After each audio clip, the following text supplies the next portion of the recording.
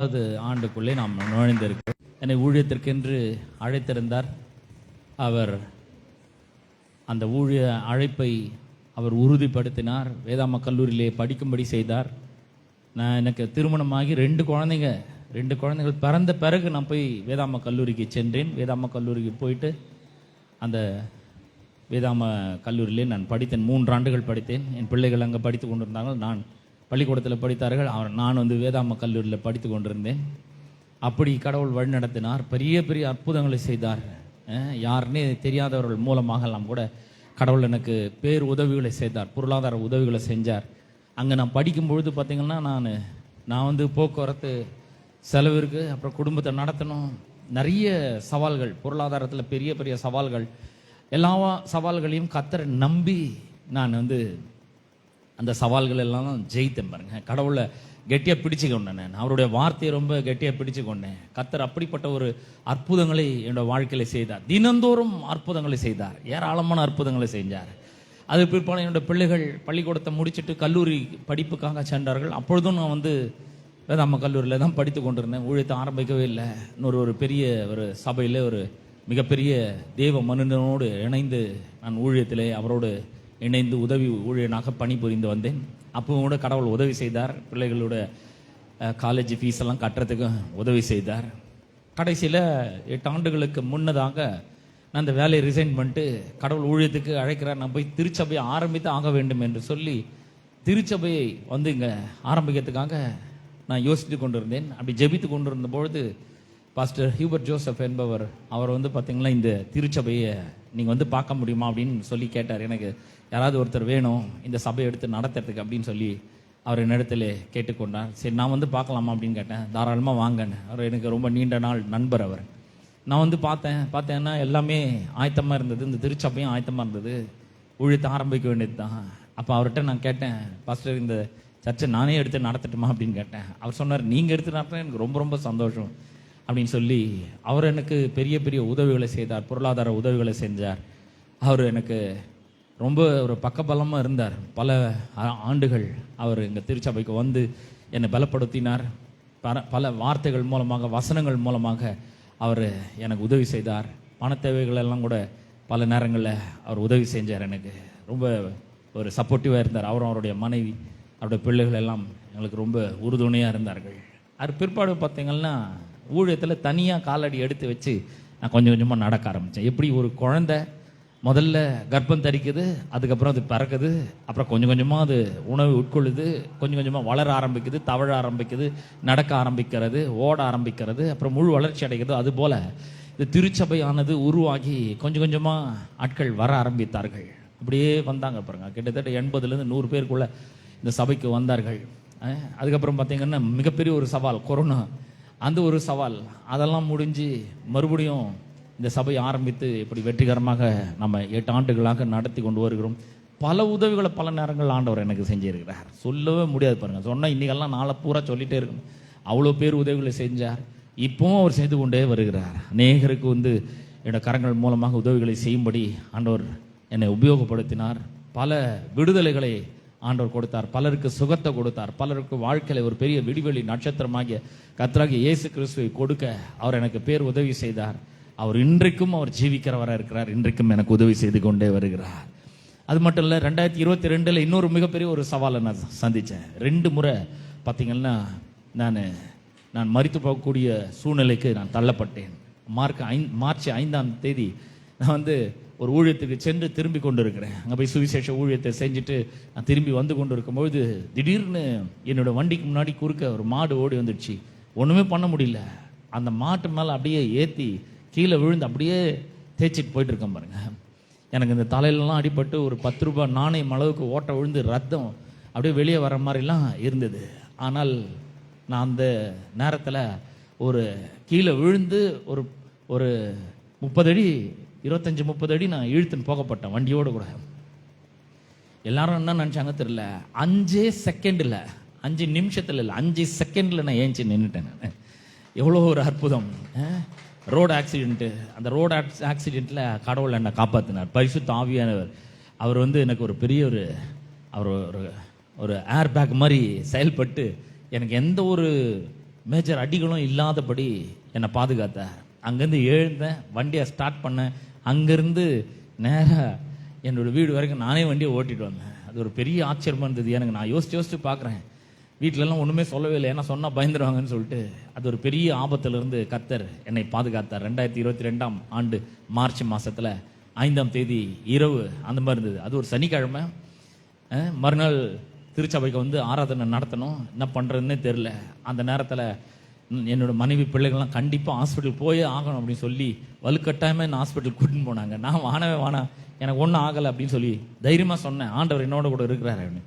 இல்லை கண்டிப்பாக ஹாஸ்பிட்டல் போயே ஆகணும்னு. அப்புறம் ஹாஸ்பிட்டலில் போனோடனே டாக்டருக்கு எல்லாம் பார்த்தாங்க. உங்களுக்கு இப்படி ஆகுதா அப்படி ஆகுதா மயக்கம் வருதா தலை சுற்றுவதெல்லாம் கிடையாது. எனக்கு ஒன்றும் இல்லை சார் அப்படின்னு சொன்னேன். எங்கேயாவது வலிக்குதான்னு கேட்டேன். ஒன்றும் வலியே இல்லை அப்படின்னு. அப்புறம் எல்லாம் செக் பண்ணிட்டு ஒன்றும் கிடையாது, எங்கள் வலிக்கு மட்டும் மாத்திரை கொடுத்து அனுப்புங்க அப்படின்னு. வந்து சனிக்கிழமை ராத்திரி 1-1:30 வரைக்கும் படிச்சுட்டு மறுநாளுக்கெல்லாம் ஜபம்லாம் பண்ணிட்டு அப்புறம் தான் நான் படுத்தேன். மறுநாள் காலையில் வந்து ஆராதனையை நடத்தினேன். அது ஒரு பெரிய ஒரு சாட்சியாக இருக்குது. 2022 ஆண்டு ஆகஸ்ட் மாதம் 7ஆம் தேதி, அதுவும் அது வந்து ஒரு ஞாயிற்றுக்கிழமை. அது 7ஆம் தேதி சண்டே. 6ஆம் தேதி வந்து 1ஆம் தேதியிலேருந்தே எனக்கு வந்து செஸ்ட் ரொம்ப பெயினாகவே இருந்தது. 1ஆம் தேதி நான் நாகர்கோவிலுக்கு ஊழியத்துக்காக போயிருந்தேன். அங்கே போய் பிரசங்கம் பண்ண வேண்டும். 2-3 நாளாக அங்கே வந்து தங்கணும். எனக்கு ஒரு தனி ரூமெல்லாம் கொடுத்தாங்க, ஹோட்டல் ரூமில். நல்ல வசதியான ஏசி ரூம் தான். ஆனால் எனக்கு வந்து அங்கேவே வந்து பெயின் ஆரம்பிச்சிடுச்சு. 1-2 நாட்கள் என்னோட மனைவி கூட ஃபோன் பண்ணி பேசிகிட்டே இருப்பாங்க. ஏன் உங்கள் குரல் ஒரு மாதிரி இருக்குது, ஏன் வந்து ரொம்ப பேச மாட்டேங்கிறீங்க அப்படின்லாம் கேட்பாங்க. எனக்கு ஒன்றும் இல்லை, நல்லா தான் இருக்கிறேன் அப்படின்னு. ஆனால் பெயின் ரொம்ப அதிகமாக இருந்தது. முன்னாடி நாள் நிச்சயதார்த்தம், மறுநாள் திருமணம். அந்த திருமணத்தில் நான் பிரசங்கம் பண்ணோம். நிச்சயதார்த்தத்திலும் என்னுடைய பங்கு கொஞ்சம் இருந்தது. அதனால் அன்றைக்கி ஈவினிங் நிச்சயதார்த்தம் ஈவினிங் போயிட்டு வந்தேன். மறுநாள் காலையில் கல்யாணம். ஆனால் அன்றைக்கி நைட்டு எனக்கு பெயின் ரொம்ப அதிகமாக இருந்தது, வித்தியாசமாகவும் இருந்தது அந்த பெயின். நானும் யார்கிட்டையுமே சொல்லவே இல்லை, மனைவிக்கிட்ட உட்பட பிள்ளைகள் உட்பட யார்கிட்டையுமே சொல்லவே இல்லை. நான் ஜெபம் பண்ணிட்டு படுத்துக்கின்னு பேசாமல் ரொம்ப நேரம் தூக்கமே வரல, அவ்வளோ பெயின் இருந்தது. சரி அப்படியே சமாளித்து நாளைக்கு பிரசங்கம் பண்ணுவேன். இன்னத்துக்கு போய் எனக்கு அந்த வலிக்குது இங்கே வலிக்குது சொன்னால் என்ன வருது, ஊழியர் ரொம்ப முக்கியமாச்சு அப்படின்னு சொல்லிட்டு நான் என்ன பண்ணிட்டேன், மறுநாள் எழுந்து போய் அன்னைக்கு பிரசங்கம் பண்ணேன். திருமணத்தை நடத்தி வைத்தேன். திருமணத்தை பற்றி, குடும்ப வாழ்க்கையை பற்றி பிரசங்கம் பண்ணேன். எல்லாருக்கும் ஒரே ஆச்சரியம். எல்லாரும் நிறைய பேர் வந்து சொன்னாங்க, எங்களுக்கு ரொம்ப ஆசீர்வாதமாக இருந்தது. அந்த இடத்துல வேலூரை பூர்வீகம் கொண்ட ஆஸ்திரேலியாவில் நர்ஸாக பணிபுரிகிற ஒருத்தர் வந்து என்கிட்ட பேசினாங்க. பாஸ்டர், நாங்கள் இது வரைக்கும் இந்த மாதிரிலாம் ஒரு பிரசங்கத்தை திருமணத்தை பற்றி நாங்கள் கேட்டதே கிடையாது, எங்களுக்கு ரொம்ப ஆசீர்வாதமாக இருந்தது அப்படின்னு சொல்லி ரொம்ப என்னை வந்து பாராட்டினார்கள்.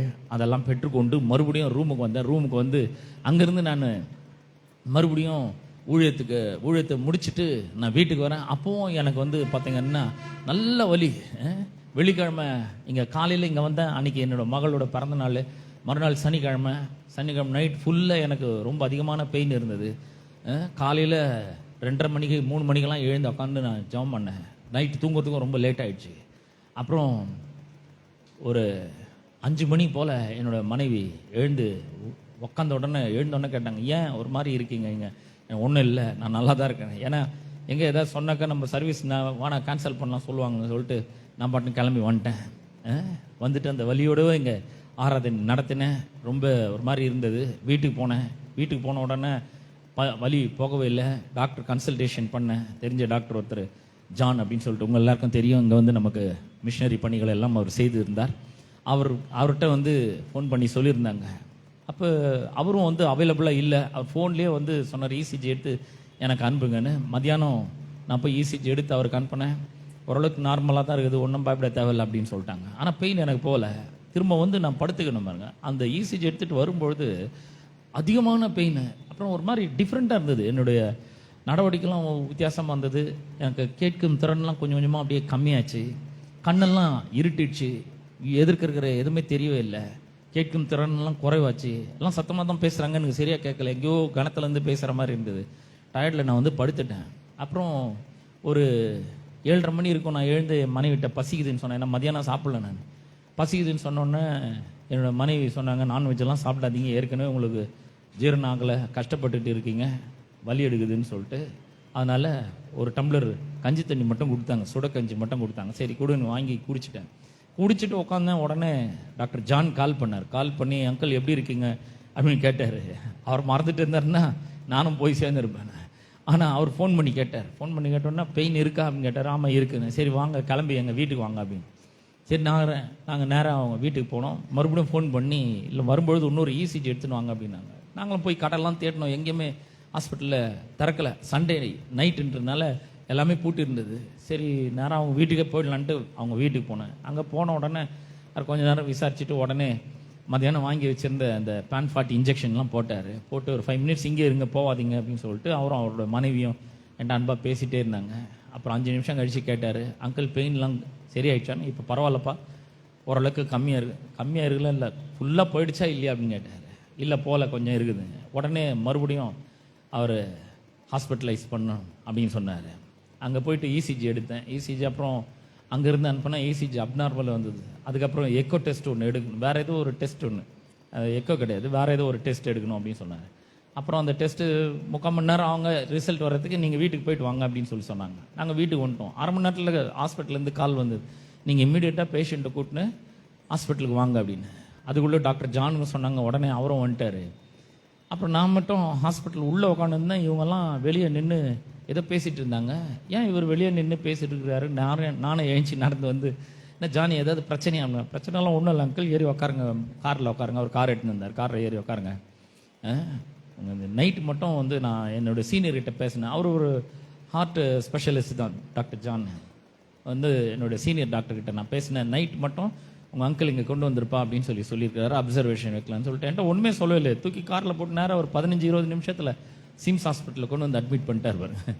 அங்கே வந்தாக்கா வழக்கமாக ரொம்ப அலுவலாக இருக்கிற பிஸியாக இருக்கிற அந்த ஹாஸ்பிட்டல் கேஷுவாலிட்டிலாம் பார்த்தீங்கன்னா ஏகப்பட்ட ரஷ்ஷாக இருக்கிற கேஷுவாலிட்டி ஃப்ரீயாக இருந்தது. இவருடைய நண்பர் வேறு அங்கே ஒருத்தர் இருந்தார். உடனே எல்லாத்தையும் ரெடி பண்ணிட்டாங்க ஆப்ரேஷனுக்கு. ஒருத்தர் ஒரு பக்கம் எக்கோ டெஸ்ட் எடுத்தாங்க, அதெல்லாம் பண்ணாங்க. இம்மிடியட்டாக ஆப்ரேஷன் பண்ணி ஆகணும்னு சொன்னாங்க. அதுலேயும் கூட பெரிய அற்புதத்தை ஆண்டவர் செஞ்சார். எவ்வளோ பெரிய அற்புதம்! அந்த ஹார்ட் சர்ஜன் பாருங்கள், அவர் வந்து டியூட்டி முடிச்சுட்டு வீட்டுக்கு போயிட்டார். இவர் ஜான் வந்து கால் பண்ணி சொன்ன உடனே என்னமோ தெரிலன்னு அவர் சொல்லிட்டார், நாளைக்கே வந்து பார்க்குறேன்ட்டு சொல்லிட்டு போயின்னு இருக்கிறார் வீட்டுக்கு. என்னமோ தெரில அப்படின்னு சொல்லிட்டு வண்டி திருப்பின்னு வந்தார். நைட்டே வந்துடுறேன் அப்படின்னு சொல்லிட்டு மறுபடியும் கால் பண்ணார். கரெக்டாக 12:30 12:30 மணி வரைக்கும் இருக்கும். என்ன தியேட்டருக்குள்ளே கூட்டிகிட்டு போனாங்க. கூட்டின்னு போயிட்டு அங்கே ப்ரொசீஜர்லாம் பண்ணி விடிகாலம் 4:30 மணிக்கு வெளியே கொண்டு வந்தாங்க. இன்னொரு ப்ரொசீஜரும் பண்ணோம், அது 2 நாள் கழிச்சு பண்ணலாம் அப்படின்னாங்க. அதுக்கப்புறம் கிட்னி டெஸ்ட் அதெல்லாம் எடுத்தாங்க. எல்லாமே நார்மலாக இருந்தது. அவங்களுக்கு ஒரே ஆச்சரியம், இவருக்கு லெட்டெல்லாம் கொடுத்துக்கிறோம் நார்மலாக இருக்குதுன்றாரு. திருப்பி இன்னொரு முறை டெஸ்ட் எடுங்க அப்படின்னாங்க. இன்னொரு முறை எடுத்தாலும் நார்மலாக வந்தது. அப்புறம் வியாழக்கிழமை பண்ணுறேன்னு சொன்ன அந்த ப்ரொசீஜரை மறுபடியும் செவ்வாய்க்கிழமையே பண்ணாங்க. 2 ஸ்டண்ட் வச்சாங்க. இதெல்லாம் நான் சொன்னாதான் உங்களுக்கு தெரியும், இல்லை தெரியவே தெரியாது. அந்தளவுக்கு கடவுள் ஒரு பெரிய உற்சாகத்தையும் ஊழியங்களுக்காக போய் ஒரு பெரிய காரியங்களை செய்யும் கர்த்தர் எனக்கு உதவி செய்கிறார். செவ்வாய்க்கிழமை நம்முடைய அருமையான நம்மத்தில் இருக்கிற அருமையான சகோதரன் கரிகாலன் அவர்களுடைய ஆஃபீஸில் ஒரு இடத்த கொடுத்துக்கிறார். அங்கே ஒவ்வொரு வாரமும் அங்கே ஜபம் நடக்குது. புதன்கிழமையில் அவர் ஏற்கனவே இருந்த அந்த கம்பெனியிலேருந்து மெர்லும் அப்படின்ற ஒரு கம்பெனியிலேருந்து இங்கே வராங்க. புதன்கிழமை இங்கே மீட்டிங் நடக்குது. அதுக்கப்புறம் பார்த்தீங்கன்னா வியாழக்கிழமை ஒரு வேதாம கல்லூரியில் நான் வந்து போதிக்கிறேன். நேற்று கூட பார்த்தீங்கன்னா ஒரு நாள் முழுக்க காலையிலேருந்து ஈவினிங் வரைக்கும் ஒரு இடத்துல போயிட்டு ஜபம்லாம் பண்ணிட்டு வந்தேன். அருமையான நிறைய பேருக்கு வியாதியாக இருக்கிறவங்களுக்கெல்லாம் கூட நான் அங்கே ஜபித்தேன். 3:30 மணி வரைக்கும் அங்கே ஜபத்தில் இருந்தேன். அங்கேருந்து கிளம்பி 6 மணிக்கு தான் வீட்டுக்கு வந்தேன். 6 மணிக்கு வந்துட்டு 6:30 மணி நான் என் மனைவி போய் இன்னொரு மீட்டிங் இன்னொரு இடத்துல வீட்டில் அங்கே போய் கூட்டம் நடத்திட்டு ராத்திரி 9:10 மணி தான் வந்தோம். வந்துட்டு மறுபடியும் இப்போ காலையில் வந்து இங்கே ஆராதனைக்கு வந்துக்கிறோம். ஆண்டவர் பிஸியாகவே வச்சுருக்கிறாரு. என்ன நிறைய ஊழியங்கள் நடக்குது. அதெல்லாம் நான் சொல்கிறது கிடையாது. அக்கேஷனலாக எப்போயாவது இந்த மாதிரி எனக்கு வாய்ப்பு கொடுத்தீங்களே இந்த மாதிரி ஒரு சாட்சியை சொல்கிறேன் நான். ஆகவே ஒவ்வொரு நாளும் ஆண்டவர் பெரிய ஊழியங்களில் ஒரு பெரிய ஆசீர்வாதத்தை அவர் தருகிறார். அது மாத்திரமல்ல, இப்போ அநேக ஆண்டுகளாக நாங்கள் ஜெபித்து கொண்டு வந்தோம். ஒரு பழைய ஒரு காரை வச்சு உருட்டிட்டு இருந்தேன். அப்புறம் காருக்காக ஜெபம் பண்ணோம். கர்த்தர் போன வருஷம் டிசம்பரில் ஒரு நல்ல ஒரு காரை வாங்கிறதுக்கு ஆண்டவர் உதவி செஞ்சார். இந்த 8 வருஷத்தில் ரொம்ப அற்புதமான ஒரு ஆசீர்வாதங்களை நான் அனுபவிக்கும்படியாக ஆண்டவர் எனக்கு உதவி செஞ்சுக்கிறார். கர்த்தருடைய பெரிதான அவர் நாமத்துக்கு ஸ்தோத்திரம் உண்டாகட்டும். இதெல்லாம் என்னால் ஒன்றும் கிடையாது. அவர் என்னை ரொம்ப நேசிக்கிறாரு. அவர் எம்எல்ஏ ரொம்ப அன்பாக இருக்கிறாரு. எம்எல்ஏ மட்டும் கிடையாது, உங்கள் எல்லாரும் மேலேயும் ஒரு அன்பாக இருக்கிறார். இதைத்தான் ஒவ்வொரு வாரமும் நான் போதிக்கிறேன் இங்கே வந்து. அப்போ அவரை நேசியுங்கள், நீங்களும் அவரை பின்பற்றுங்கள், அவருடைய வார்த்தைகளுக்கு நீங்கள் செவி கொடுங்கள், அவருடைய வார்த்தைகளை விசுவாசியுங்கள், அவரை ஆண்டவராக இரட்சகராக ஏற்றுக்கொண்டு அவருக்கு அந்த ஸ்தானத்தை உங்களோட வாழ்க்கையில முதல் இடத்தை நீங்கள் கொடுங்கள். நான் சொல்றேன், என்னை ஆசீர்வதித்த அதே தேவன் உங்களையும் ஆசீர்வதிப்பார். பல ஆபத்துகளில் இருந்து அவர் உங்களை பாதுகாப்பார். ஆமென். கர்த்தருடைய பரிசுத்த நாமத்துக்கு ஸ்தோத்திரம். இந்த வாய்ப்பை தந்த உங்கள் யாவருக்கும் என்னுடைய மனமார்ந்த நன்றியை தெரிவித்துக் கொள்கிறேன். இந்த 8 ஆண்டு நிறைவடைந்ததை நினைவு கூர்ந்து நம்முடைய சண்டே கிளாஸ் பிள்ளைகள் அவர்கள் நமக்காக ஒரு ப்ரோக்ராம் நடத்த வேண்டும் என்று பல வாரங்களாக அவங்க ப்ராக்டிஸ்லாம் பண்ணிட்டு இருக்காங்க. இன்றைக்கு அவர்கள் நம் மத்தியில் ஒரு விசேஷித்த ப்ரோக்ராம் அவங்க பண்ணுவாங்க. அவர்களுடைய கரத்திலே நான் ஒப்பு கொடுக்கிறேன். கர்த்தர் உங்களை ஆசீர்வதிப்பாங்க.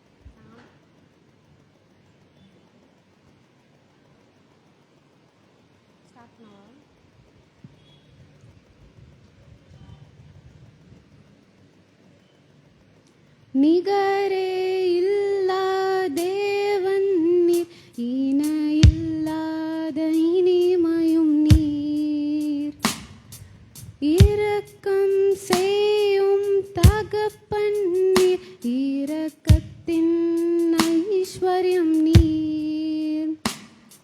நிகரே இல்லா தேவன் நீர், இணை இல்லாத இனிமையும் நீர், இரக்கம் செய்யும் தகப்பன் நீர், இரக்கத்தின் ஐஸ்வர்யம் நீர்.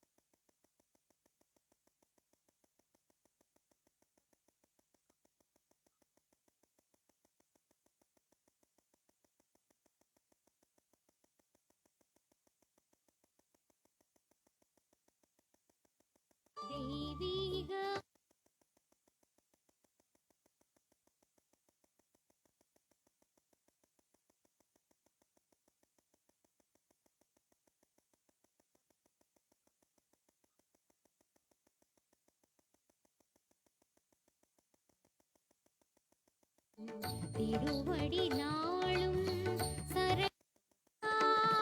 தெய்வீக அருள்மழை பொழிபவரே, தெய்வீக அன்பு மழை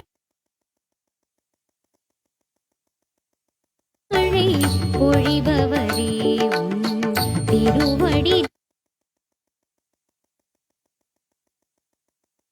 தெய்வீக அன்பு மழை பொழிபவரே, உன் திருவடி நாளும் சரணமையா, தெய்வீக அருள்மழை பொழிபவரே, உன் திருவடி நாளும் சரணமையா. ததித்தும் ததித்தும் திரிகிடும் ததித்தும் ததித்தும் திரிகிடும்.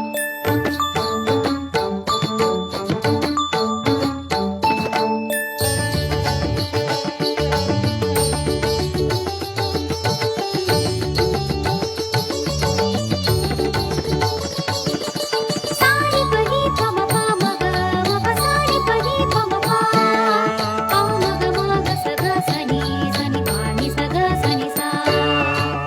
வாக்கு தந்து காப்பவரே, தம் வாக்கில் உண்மை உள்ளவரே, வாக்கு தந்து காப்பவரே, தம் வாக்கில் உண்மை உள்ளவரே, வாழ்வை கொடையாய் தந்தவரே, வாழ்வை கொடையாய் தந்தவரே, வழியாய் வந்து நின்றவரே, வழியாய் வந்து நின்றவரே, இரக்கம் பொழிந்து இதயம் நனைந்து இருக அணைத்த இறை மகனே, இரக்கம் பொழிந்து இதயம் நனைந்து இனிதாய் வந்த இறை மகனே, தங்கிடதகதத்தும் தரிகிட தரிகிடதகதத்தும் தரிகிட தங்கிடதகதத்தும் தரிகிட தரிகிடதகதத்தும் தரிகிட. தெய்வீக அன்பு மழை பொழிபவரே, உன்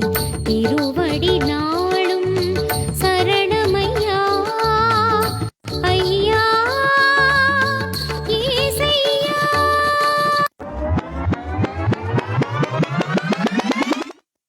ஈஸ்ட்ல வெஸ்ட்ல நார்த்ல சவுத்ல எல்லா திசையிலும் என் நேரத்திலுமே ஆ ஆ ஆ ஆச்சரியமே.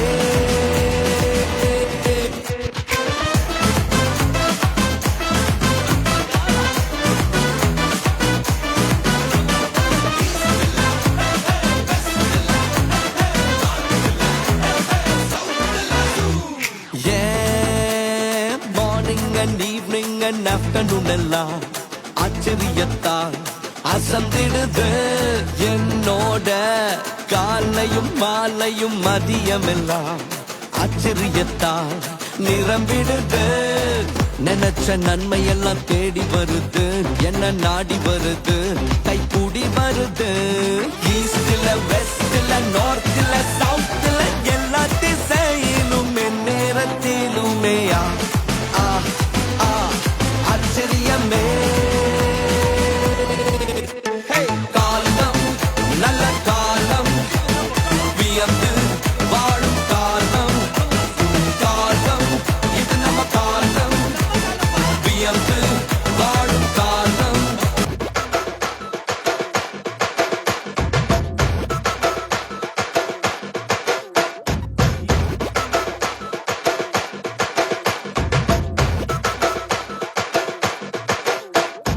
யோ சாவு குத்தா? இல்ல ப்ரோ, பாவத்துல செத்தவங்கள இயேசு உயிரோட எழுப்புனாரு. அவங்க போடுற செம்ம குத்து.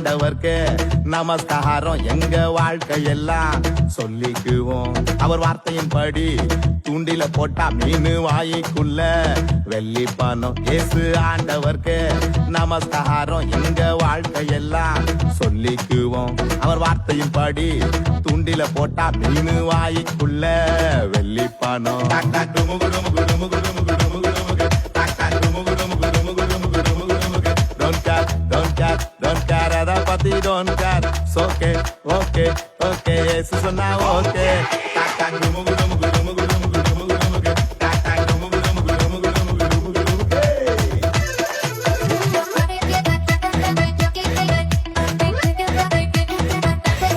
Hey, I have a reason to dance. Hey, I have a reason to shout. For I am filled with the grace. Hey, hala, hey, hala, hey, hala, hey, hala, hey, hala, hey, hala.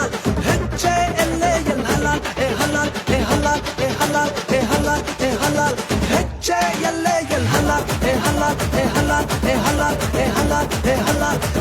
H-A-L-A-L, hala, hey, hala, hey, hala, hey, hala, hey, hala, hey, hala. H-A-L-A-L.